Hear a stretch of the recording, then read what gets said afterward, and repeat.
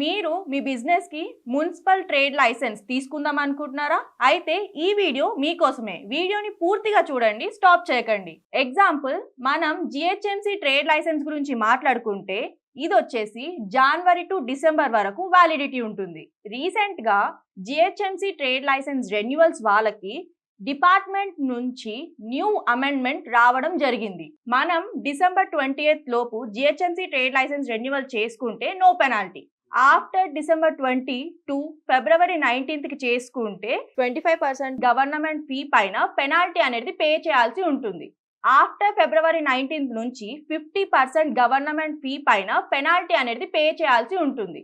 Example మనం న్యూగా trade license తీసుకోవాలనుకుంటే మన షాప్ స్క్వేర్ ఫీట్ అండ్ మన షాప్ ఆపోజిట్ లో ఉండే రోడ్ సైజ్ ని బట్టి చేంజ్ అవుతూ ఉంటుంది.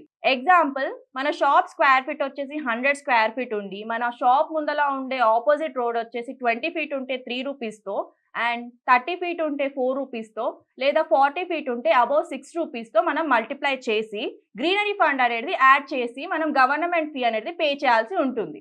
జిహెచ్ఎంసీ కాకుండా తెలంగాణ మున్సిపల్ కార్పొరేషన్ మాత్రం 1st మార్చ్ నుంచి నెక్స్ట్ ఇయర్ మార్చ్ వరకు వ్యాలిడిటీ ఉంటుంది. గవర్నమెంట్ ఫీ వచ్చేసి 5, 6 అండ్ 8 వరకు ఉంటుంది. ఒకవేళ నేచర్ ఆఫ్ బిజినెస్ ని బట్టి గవర్నమెంట్ ఫీ అనేది చేంజ్ అవుతూ ఉంటుంది. మేము all over Telangana trade licence చేయడం జరుగుతుంది. మీకేమైనా రిక్వైర్మెంట్ ఉంటే కింది ఇచ్చిన నెంబర్స్ కి కాంటాక్ట్ అవ్వండి. మా ఎగ్జిక్యూటివ్స్ ద్వారా పూర్తి వివరాలు తెలుసుకోండి. Thank you.